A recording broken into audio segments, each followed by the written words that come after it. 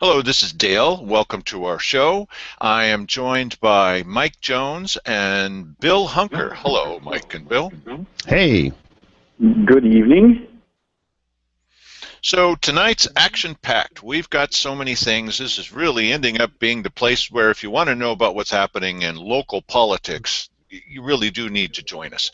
Look, here's something that's coming up that we should start talking about pretty soon here. In the 2016 election, and we're going to hear so much on this on a national basis, but there are a lot of things that are happening here locally. 2 commissioners out of the 3 will be running. Now, the word is that Keith Eck may not run. Okay. We have a clerk that's running. That's a really important position. This time, in 2016, the clerk will be counting his own votes.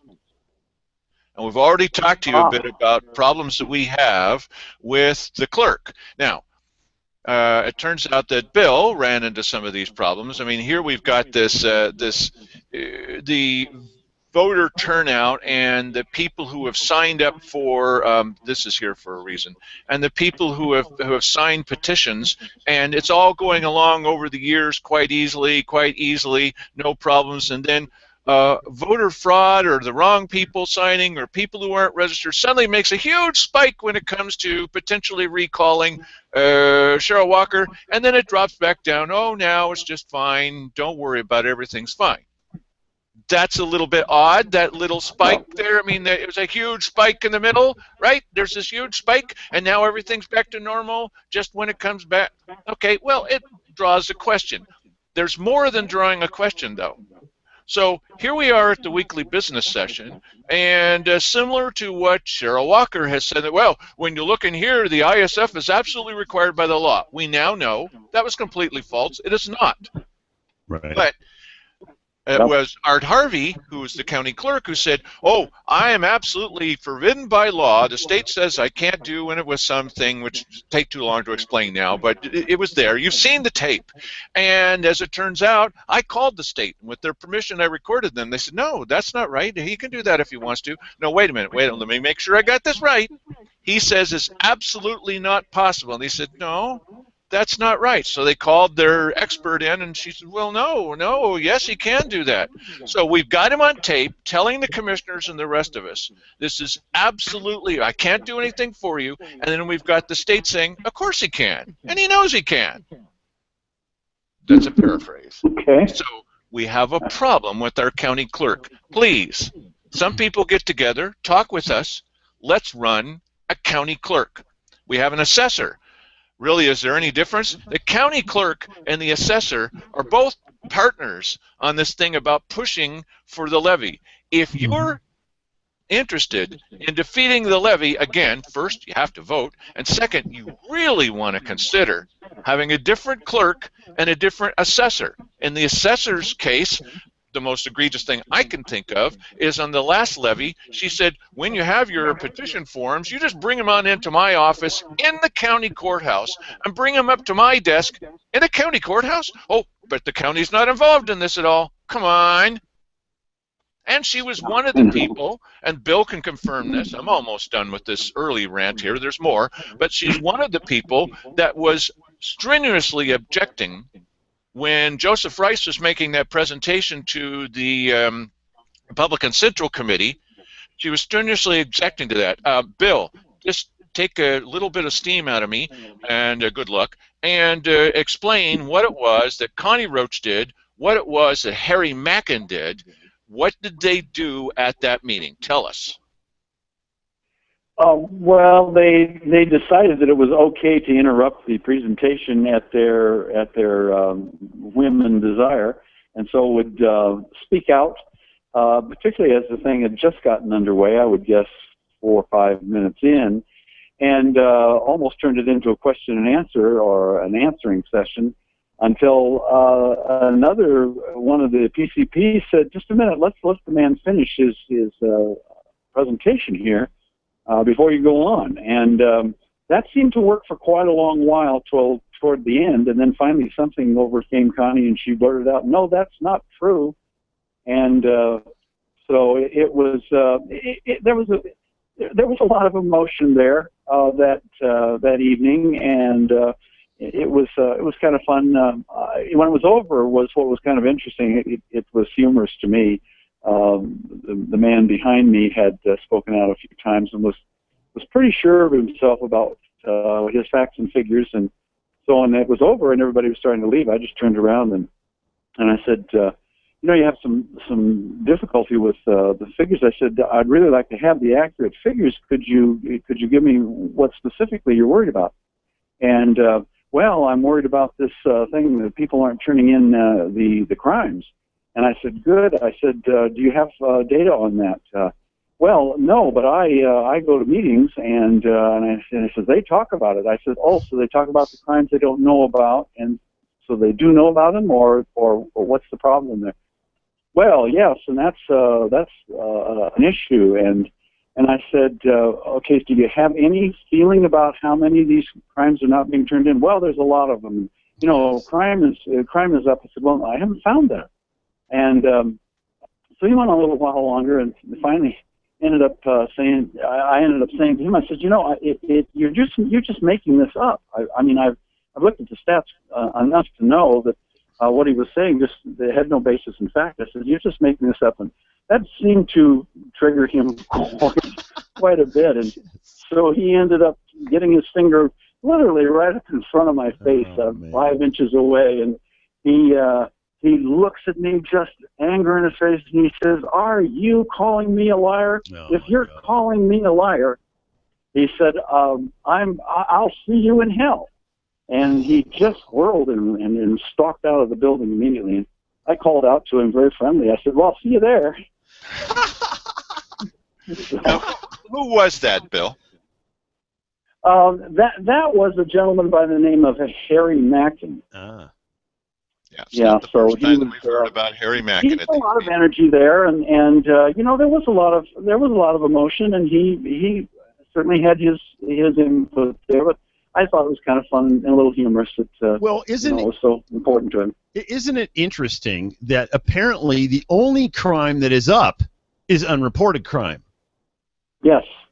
Because we don't have a record of the other stuff going up, so it must be all unreported crime that is up, because otherwise you would see an uptick in reported crime, and that would be an indicator that perhaps there's, or did I say reported? An uptick in reported crime, then you'd see an uptick, you would suspect that an uptick in the unreported crime was also there.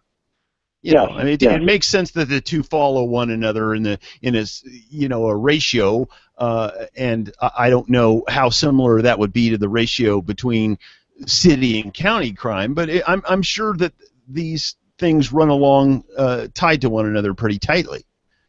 Yeah, and I one of my lines, and somebody wants to ask me about that, I said, can you tell me when that unreported crime started?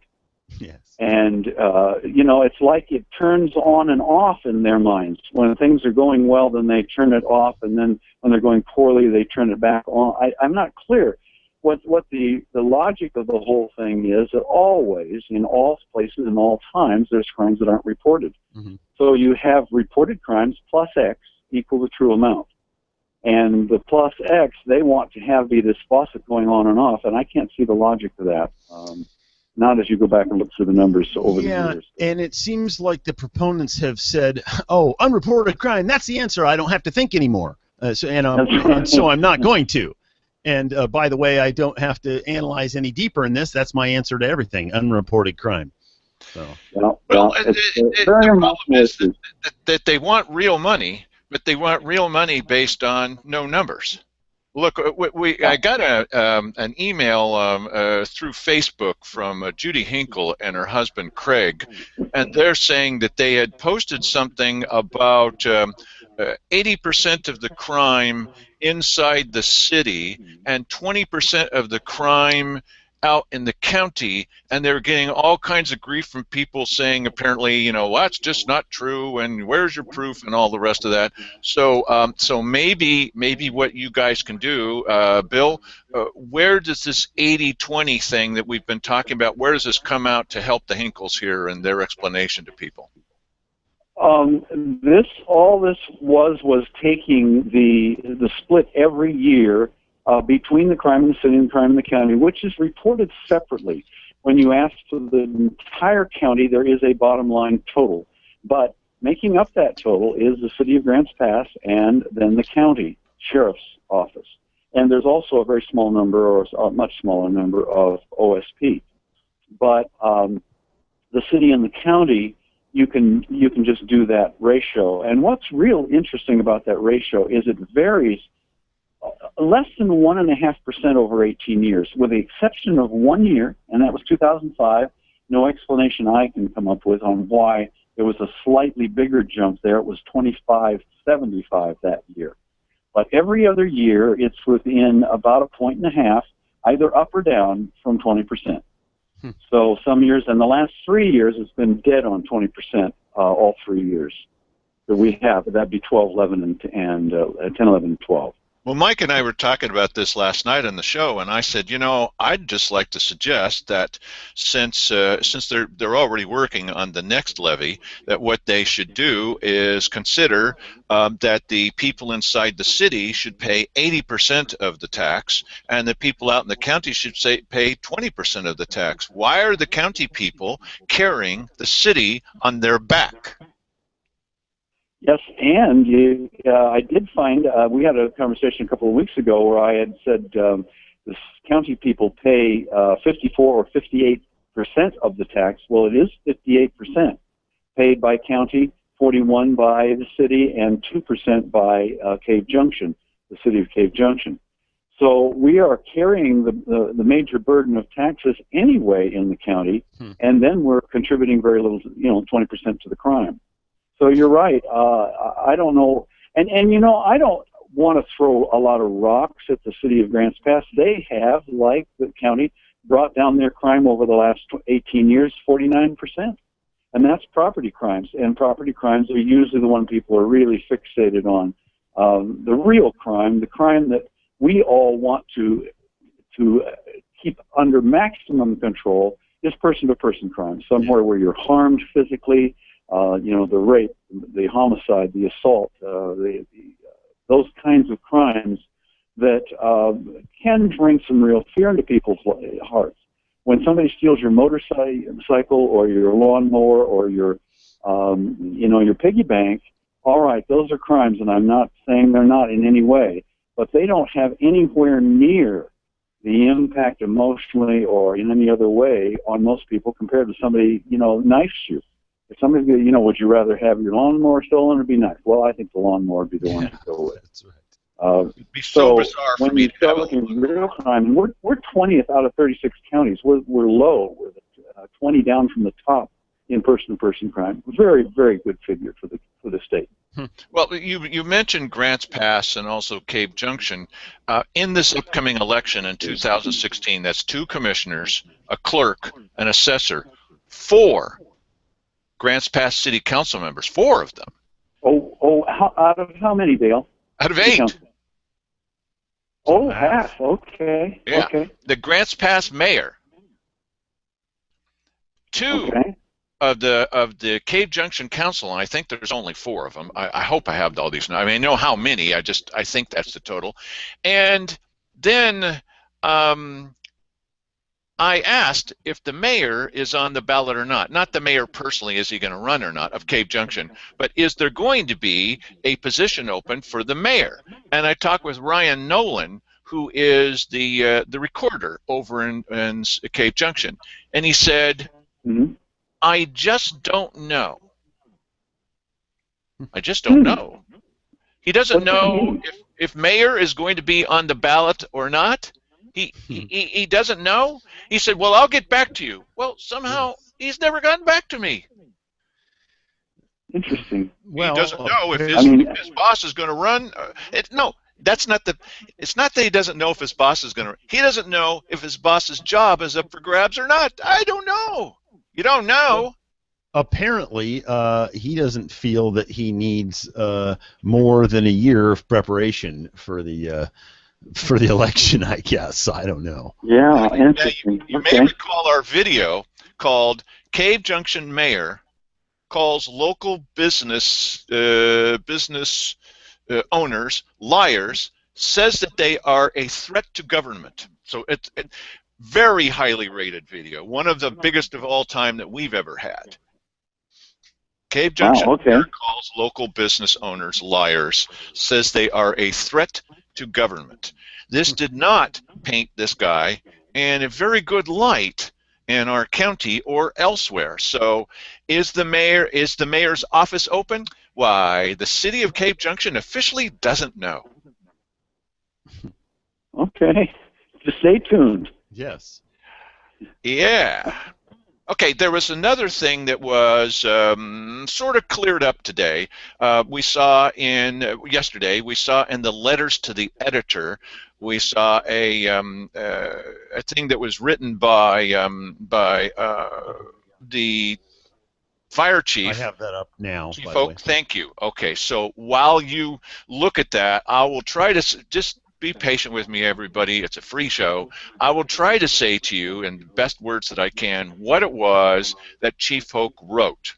He said, and you can read some of that, but I can only get so much of it on the screen. Chief Oak says, I need to clarify a comment made in the April 7th edition of the Daily Courier article about Oregon lifeguard pulling out of Merlin. And it was written by our favorite journalist at the Courier. The Illinois Valley Fire District does not and never has had ties with Mercy flights. They provide a much-needed service to our community.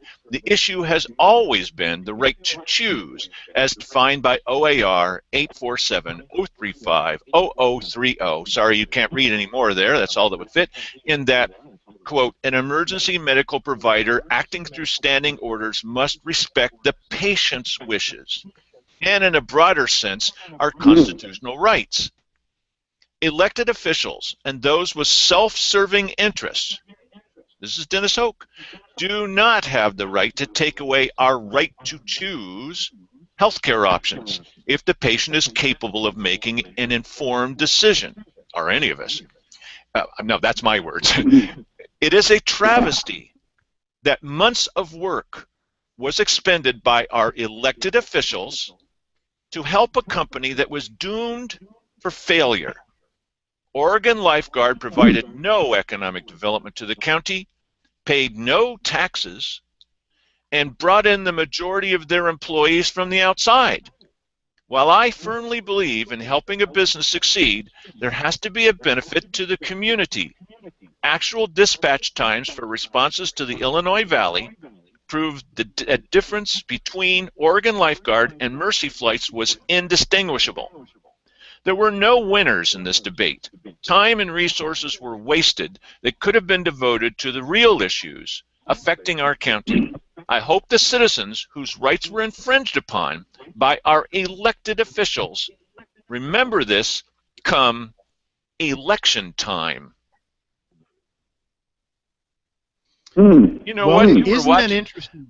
I wanted you to see that screen, but instead you saw me leaning forward, so I didn't press the right button. Sorry about that. What he was talking about the whole time, oh, look at that head. The video he was talking about, the one that we put up, had Cheryl Walker saying that Chief Oak was building an empire out in the Illinois Valley, and the article that was in the Daily Courier, while they always mention something like Sandy Casanelli, who was recalled, if Sandy Casanelli was recalled, that's going to be on her tombstone, Sandy Casanelli, who was recalled.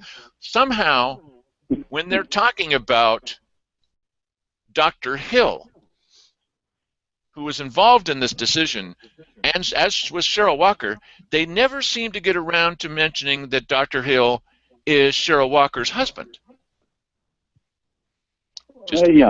Minor detail. Yeah, nothing here. Keep moving. Here, you want to see more of this? This is what I was reading, like this. Great. I wanted you to see the article, but that's just, production. My fault. I can do this too, see?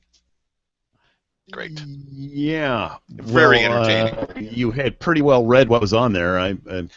I did. Yep. No, it wasn't your fault. It was mine. I should have pressed the right button. I didn't. Okay, good night, everybody. No, go ahead.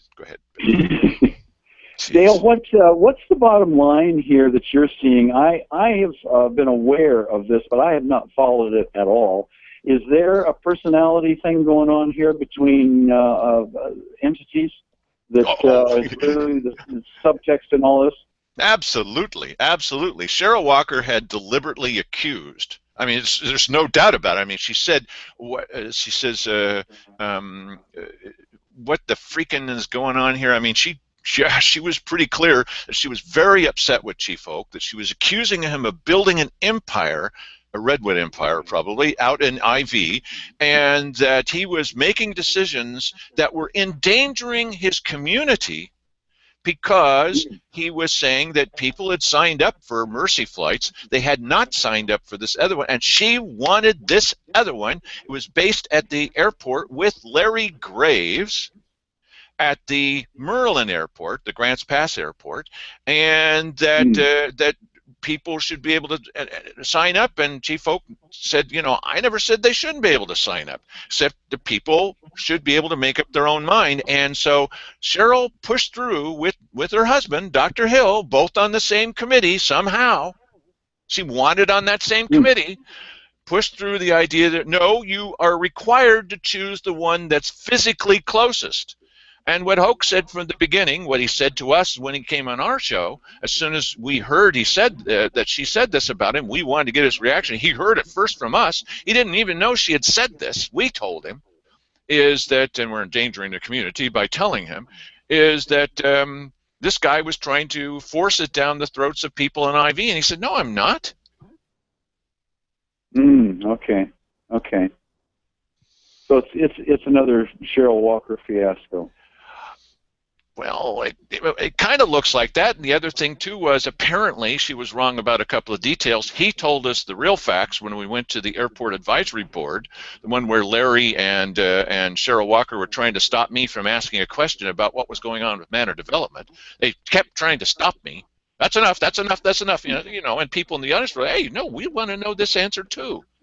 And they were joined by Cameron Camp, trying to stop me. Stop. And but she couldn't seem to get the details right that Chief Oak did have right. So go figure. Well, it seems that you know, one little thing was ignored, I guess. And listen, there may be other factors involved in this, but Oregon Lifeguard, they wanted Oregon Lifeguard to have an exclusive on Josephine County. Well, the problem with that is apparently that didn't supply them with enough business to survive, whereas Mercy was, you know, hitting things everywhere, and including Josephine County, and so now Oregon Lifeguard is leaving. Okay. Is it? I have wondered, because I had heard of, and just have to put it under rumor category, that we all know that the helicopter left, but I heard rumored that a fixed wing stayed here. Does anyone know anything about that? No, I knew that they had two aircraft.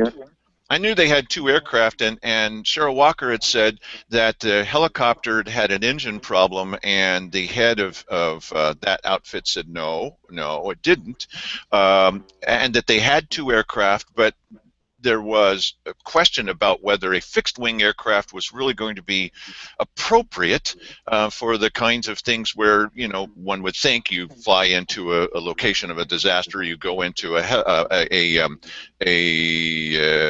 helipad at a near hospital, and a fixed-wing aircraft can't do that, of course, not land on a helipad. But is the fixed-winged aircraft still here? I don't know. Mike, do you know anything about that? No. Okay. Ears to the ground, then. Yeah, or on the door, listening through the door to Sandy Casanelli talking with the constituent. That's a Dave Toller special. One more that I have for you before we go into the meat of tonight's show, which is these new charts and graphs that came from Bill. Just one more that I have. On Wednesday's weekly business session, we are going to see a presentation that's going to be made about at least that's what they say is going to happen, about Moody's Investor Service. Moody's is an outfit that that evaluates various businesses and county governments and etc., city governments, to see whether they are worthy of a high rating that could eventually end up allowing them to borrow money. Borrow money.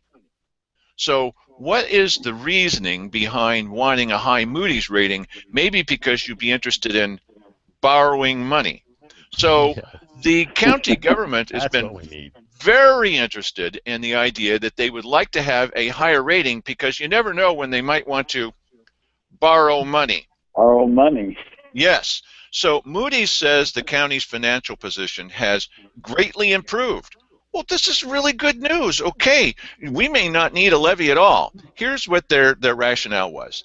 They say the rating affirmation, they talk like bureaucrats, including the removal of the negative outlook. See, we had a negative outlook. We don't anymore. Is based on the county's stable tax base. We have a stable tax base and improved financial position. This is really good news. Everybody, this is now your good news center. We're telling you that Moody's says we have an improved financial position. Keep in mind that we played back the videotape for you. We talked to you about this. It was Simon Hare who said, I'm going to be meeting with Moody's. I'm going to be very careful what I say. Oh, really? Very careful.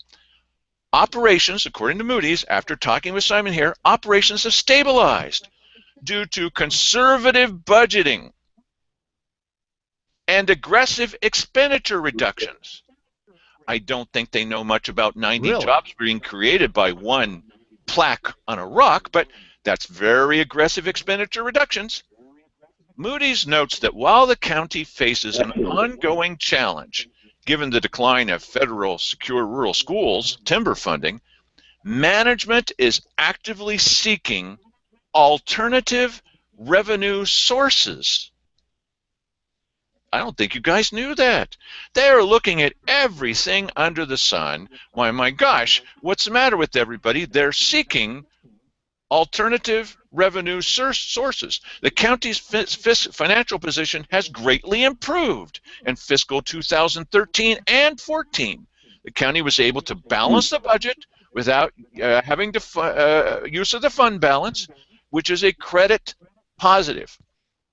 According to Moody's, apparently based on what Simon Hare told, and maybe they got information from, oh, let's say the Chamber of Commerce. Maybe they got information from Jim Moore at the Daily Courier. Certainly they would talk with the newspaper and maybe the Rotary radio station.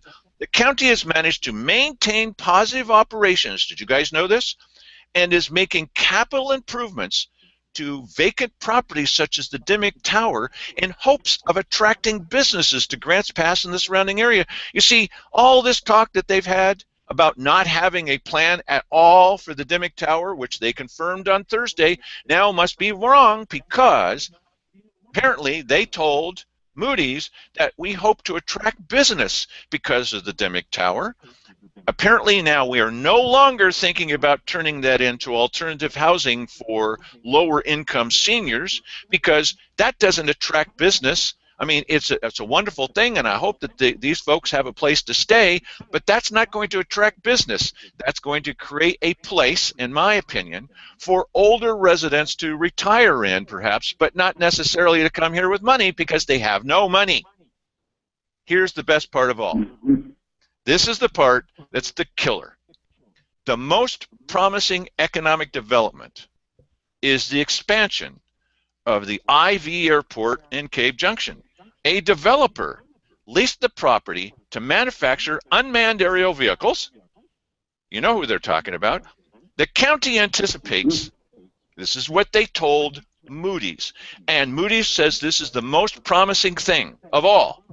The county anticipates $10 million worth of investment and creation of up to 100 high-tech jobs over the next 5 years. So they are, according to Moody's, the county is on target to date. Isn't that great news? Well, it kind of takes Moody's down a couple of notches for me, personally. Bill, our most our most amazing thing, the thing upon which they say we should mostly be proud of Josephine County and rate them highly, is that everything's balancing out. We don't need the money. We're doing okay. We're stable, and we've got a bright future at the airport because it's going to bring in $10 million and create 100 new jobs, according to Simon Hare, who's reporting about the guys who were the biggest contributor to his re-election campaign. Whew, great. Yes. They didn't bother to tell them that they hadn't paid their bill for 4 months. Didn't bother telling them.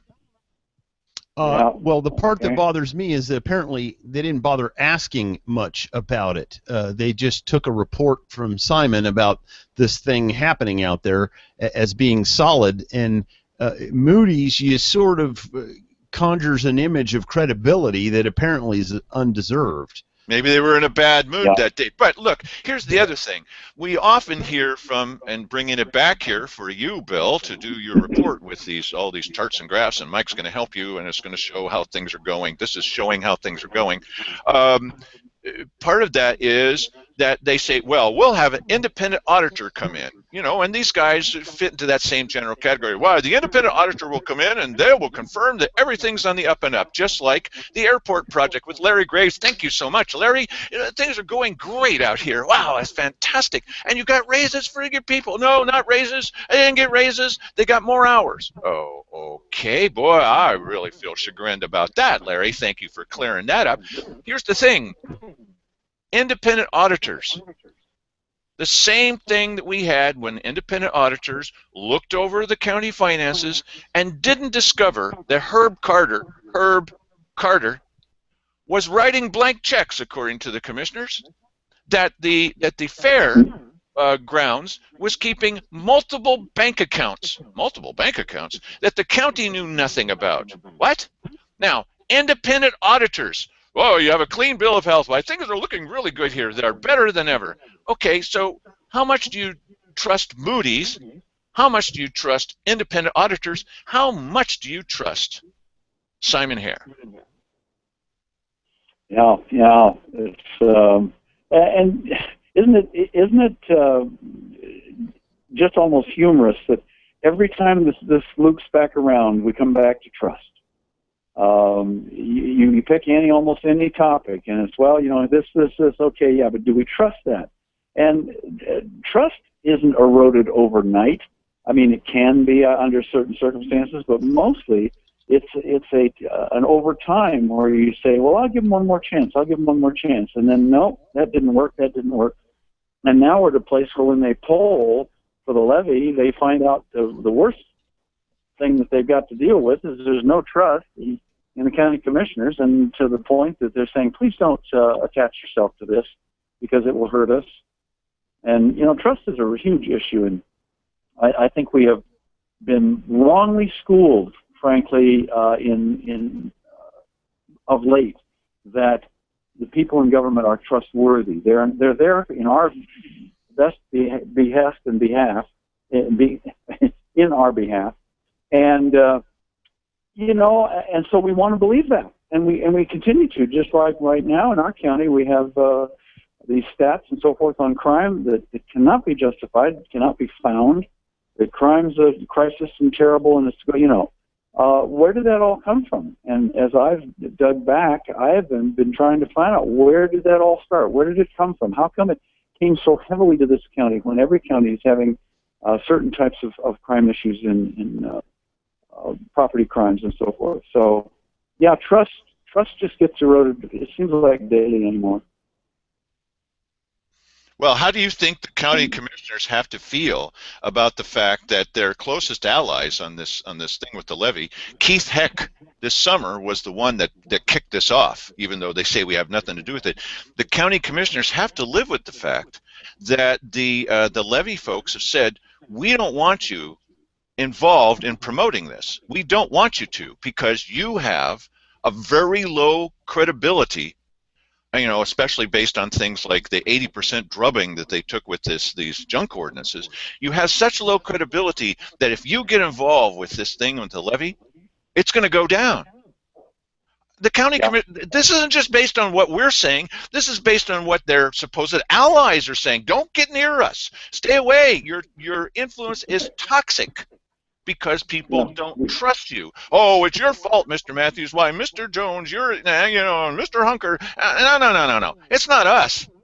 It's your own allies that are saying they don't want you anywhere near this thing. Yep. Yeah. They're gonna bring a little sign that says leopard. No, you can't bring any signs to the meeting. Oh, that's right. I'm sorry. Judy has had to take the bullet on that one for us. Go ahead and tell us about your numbers here, Bill, because you've got some fascinating new things here. Well, as I mentioned just a moment ago, I like to know where the overarching things are coming from. What causes this? We don't wake up on Tuesdays and have our world be different. It gets there from somewhere. And as I've done more and more research and looking into crime and so forth, which is there's no place without crime. Everyone has to deal with it, and it has to be worked in the best interests of the community and where they're living. And yet I'm finding in places that are funded and places that aren't funded, in places, that we're having certain types of crimes, particularly property crimes, that are going up. Well, the obvious answer is that we have a direct tie between property crime and the economy. And this is not new. It's in the literature. And so I started looking and saying, well, okay, let me find out really where the county sits right now in the economic climate. And so I started doing some research and ran across a very good article. I'd recommend it to anybody. Came out of Oregon Live in August of last year, August of 14, and they covered the whole state of Oregon and looked through every one of the 5 stats, which are poverty, unemployment, food stamps, welfare, and Medicaid. And they listed in every county how that county was doing in receiving those 5 areas, which is a snapshot of the economic viability of a county in the poverty area. Where's poverty? Okay. We know it's here because we have these areas we have to deal with. Yeah, I have that website up right now on screen, and you can go there and click on any county, and it'll give you all the rates of poverty, unemployment, welfare, Medicaid, etc. And Bill, right. tell us about Oregon Live. Who is Oregon Live? Oregon Live is the web arm of the Oregonian. The Oregonian puts out Oregon Live. Now, this is my understanding. I have not talked to Oregon Live specifically, but as I have read over the last few months, that's my impression. You're right, sir. Oregon Live is the web part of the Oregonian out of Portland. That's correct. Yes, sir. Thank you. Yeah, okay. And what's really nice about everything they've done on that particular article is you have all of the websites that they reference for all the stats, and virtually every one of them are government and or local populations out of Portland State and so forth. There's a group out of Portland State that kind of keeps real close track of how our population is doing here in the state. But everything else was government stats as they arranged this. So the easiest thing to do then was just say, okay, we have stats on every one of these, all 5 for every county, the 36 counties. So I just added them all together and then did an average of what those were, and that gives you a ranking of how, in combined with 5, the particular county stands in the state of Oregon. And that chart is up now. It has basically that's every county in Oregon, isn't it? And the red bar is Josephine. Yeah, that's the bar way over to the left. Making it jump out. Yeah. Go ahead. That red bar is the second one from the left. Yeah. And that is, for those who can't read the very small type there, is 20.26% is what we average in taking all of these 5 areas of poverty, unemployment, food stamps, welfare, and Medicaid. And Mike, if we go right on to the next, we can actually see the last two counties, which we are 16/100ths of a 1% under the low one in the state, and that is Jefferson. So that very last blue bar you see is Jefferson County. Right. So I just took the last two, which, as you could have seen before, are a fairly good step up, as the last two being very equal there at 20.42, 20.26. So I broke that out. And so the next one, which is a four-bar graph, compares the poverty, unemployment, food stamps, welfare, and Medicaid for Jefferson and Josephine County. That's so a we're four-bar harmony there, Mike. In poverty, Yes. Four-bar, Mike. Okay, so we have a 21 for us in 1990 for Jefferson. The unemployment, we're highest in unemployment between Jefferson and ourselves, which are the two lowest. Mm-hmm. And then food stamps, Jefferson outpaces us there by close to 2%. And so they are higher on food stamps. There are other counties that have higher food stamp use than even Jefferson does. But in their other areas, they're not. It brings their averages back down so that they are not impoverished throughout the whole area. Mm-hmm. So again, we go in welfare. Jefferson is slightly above us there, about a point, a little over a point. And then in Medicaid, we inch them out in being the number one Medicaid county in Oregon. And that certainly isn't indicative of a poverty stance. Hey, Mike. So I said, wow, Mike. We're right down there at the bottom. Yes, I can hear you. I knew Okay. Bill couldn't. Sorry, I just wanted to apologize. It looked like 8 bars to me, and that's why I kept saying 4 bars, 4 bars. He meant 4 yes. sets of bars. Sorry. Yes, that's correct. That's just me. Sorry. Okay. All right. So then I said, all right, I can see how we're very, very close there in these 4 areas. So let's take a look at another couple of areas. And the first one would be the median household income. And if you've got that, Mike, yeah, we can read there that Jefferson is $43,373 as a median household income. Josephine County is $37,733 as our median household income. So we've got a fairly noticeable, significant difference between the household incomes between Jefferson and Josephine. Right. So that alone would help tip the scales for me if I'm talking about a difference of 16/100ths of 1% to be at the very lowest. This certainly would also indicate that Josephine is a poorer county. Not that we're trying for that, but it looks like that's what we're winning. Mm. By the way, and that's for the last one. Sure. By the way, Moody's does not disagree with any of this. They say that our income among regular folks is really low. What their answer was that the numbers for county government were beautiful. It's just that we're suffering in poverty. Yes, and they do almost say that. They don't use the word suffering, but you're right. They exclude the fact that we've got this economic poverty disaster here in the county. And then, Mike, the last one, the median house value in Jefferson County, $160,900. In Josephine, as we all know, County Roads put out the $158,625.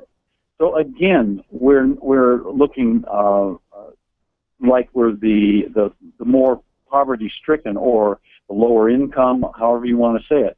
So I don't have any problem personally saying we are absolutely at the bottom of the barrel in all 36 counties in our economic development. I think we are economically impoverished compared with all the rest of Oregon. So all to say that when I found all this, it was like, well, everyone's hollering, well, you know, we only pay 58 cents. Well, we only deserve 58 cents when you've got the kind of economic picture that we have. If you're the absolute bottom of the barrel, then we should be left alone with the taxes we have to be able to try and get ourselves dug out of this. And I don't see any leadership in helping to dig this out other than, of course, I do see where I think it's probably tomorrow morning when the sun comes up that the Ivy Airport is going to pull all of us out of it. Yes. And that'll be a happy day, and I'm sure we'll wait for it quite a long while since they haven't even made their bill for 4 months. So it is ludicrous on one hand to say, oh, well, we need to tax you people back into some sort of good standing, and because you add $1.40 on top of what people are currently paying, and then tell me how it helps poverty, how it helps unemployment, how it helps food stamps or welfare or Medicaid. Right. How does it help those numbers? You're not going to get an improvement in those numbers by taxing people more. And the fact that that's not even a consideration for them, they don't care about the health of you. When they hear the health of the county, they're only thinking about the county government. They're not thinking about the county, the people in the county.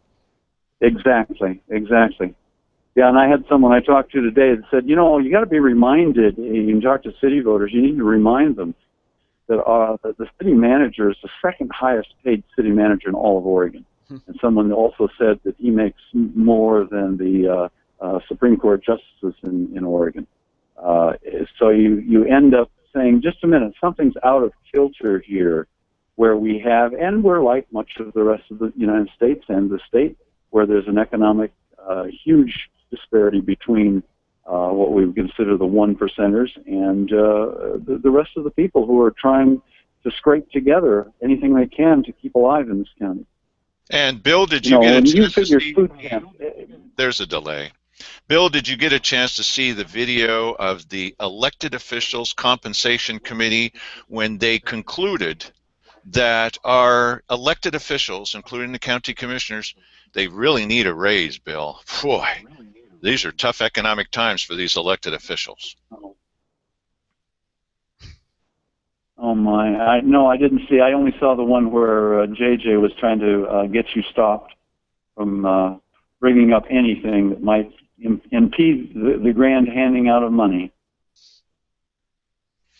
Yeah, this is a problem. This idea that the poverty in the county doesn't need to be addressed in some way. The problem is these politicians have no idea how to address economic development. Their thinking on it is so small that they're going after plaques on rocks and wheelchair ramps that create fictitious numbers of permanent jobs, and that's their way of addressing, chipping away at this number so that we're not near the top end of poverty stats. Yeah. No, it shows me in the time that we've had, and and we had somebody ask about. Well, this is just a stopgap measure until we find a better thing to do. And then I look back 11 years and say, we've been saying that 11 years every time a levy comes up. Well, it's just a stopgap because, we're working on something to fix this. Well, okay, 11 years later, how's that going? Well, we've got Ivy Airport just about ready to break loose here, and then, money bags for everybody. Well, and this is an interesting thing, and this came up yesterday during the radio interview. The guy's saying, well, this is just a bridge to get us over this gap until a more permanent solution. Well, they haven't come up with anything else other than a property tax measure in the past 10, 15 years. So every single one are identical. Yeah, how are we to believe that somehow it's going to be any different? All it's going to be is another levy of a greater dollar amount, because if they pass the levy, it'll be a year or two max before they start complaining that it's not enough and they need more. We've even had the county commissioners at a meeting say, well, you guys are just complainers. Okay, you're just complainers. Where are your ideas? And have they really forgotten that we had this big, it was a town hall. I think it lasted 3 hours, but at least it was over 2 hours. And person after person after person answered that challenge, came up and said, here's another idea, here's another idea, here's another idea. Maybe using a little bit of each of those would be enough to help. And what did the county commissioners do? Yeah. What was the reaction to all these ideas? Number one is they wouldn't let me talk at all. Well, you don't have any ideas. Hey, what are you talking? Oh, no, you don't have any ideas. Hey, what do you know? And all of those ideas, every single one of them, they threw them out and said, no, that's obviously not possible. Really? Yeah. So Well, stop and saying, where are your ideas? Just stop saying that. Yes, because they only have one idea. You know, I mean, we've thrown a ton of ideas at them. They have one idea: tax you more. That's it. Yeah, and property owners, tax the property owners. You know, constantly, and I know, you know, the definition of insanity just, you know, blinks at us really, really loud every time that they do this. And I just think it's gotten, well, I think, Dale, you ended up saying at one point, you know, we need a class action suit or something for harassment here of, you know, this is our 10th levy, that they've screamed that, you know, we're in trouble and all the cliff and all this, you know. And then on the other hand, with the other side of them, they're saying, oh, but you know, Moody's says we're really in good shape and we could borrow money. The county government is in great shape according to Moody's, and their number one priority, the best thing of all, is this project going on at the Ivy Airport. I didn't say it, Moody's said it. Because Simon Harris telling them what his biggest contributor told him, that everything's going to be great. And so that's they issued this report saying they issued the report near the end of February, and these guys had not paid in January, they hadn't paid in February. It looked like they weren't going to pay in March. We're just now looking at it. Simon's going to be beaming about this on Wednesday morning. And let me suggest to you, people who are in the audience, making another appeal to you. Okay, hopefully we're appealing to you. No, you're not. I hate you. Okay, we're appealing to you. No, you're not. I hate you. Stop it. Okay, so here's what we're trying to say. Please come on Wednesday morning at 9 a.m. I know many of you have jobs, but come on Wednesday morning at 9. It's your very last chance before the ballots are issued to people to vote to say something at a weekly business session on live cable TV. Let the commissioners know what you think, positive or negative, about this levy, and come and speak. Or if you're in the audience, you know, you could just get up. I know there's some people who are, oh, speaking is more painful than a death. Okay, I got you.